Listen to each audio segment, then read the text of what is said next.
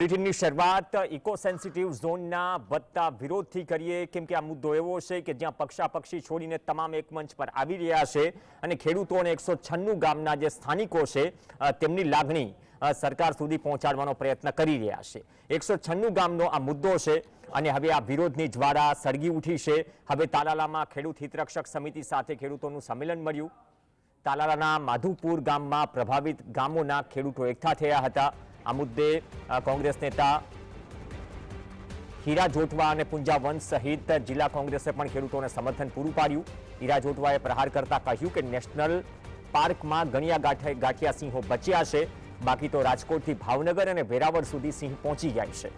ખેડૂતોએ eco sensitive ઝોનનો વિરોધ કરવાની સાથે સરકારના નિર્ણયને માલધારીઓ અને ખેડૂતો માટે ગળે ટપા સમાન ગણાવ્યું।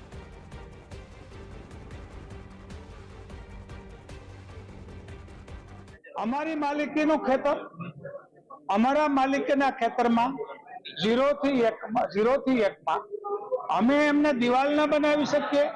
હુંડલા આવીને અમારો પાક નુકસાન કરે તો એનું વળતર નથી આપવું, તો એમનું વળતર આપો ના, એમ નહીં। એટલું જ નહીં, અમે રાત્રે ટ્રેક્ટરની લાઈટ પડે, ધવનીનો ઉપયોગ થાય એટલે ટ્રેક્ટર લઈને ખેતી ના કરી શકીએ, યા તો અમે બેટરીનો ઉપયોગ ન કરી શકીએ, તો અમે ખેડૂતો ખેતરમાં કેવી રીતે જઈશું? કે ભાજપના પ્રમુખે લેટર લખ્યો છે, ભાજપના પૂર્વ પ્રમુખે લેટર લખ્યો છે, ભાજપના સંસદ સભ્યો કે માલીઓ કે ભાઈ એના પદાધિકારીઓ દ્વારા રજૂઆત કરવામાં આવી છે।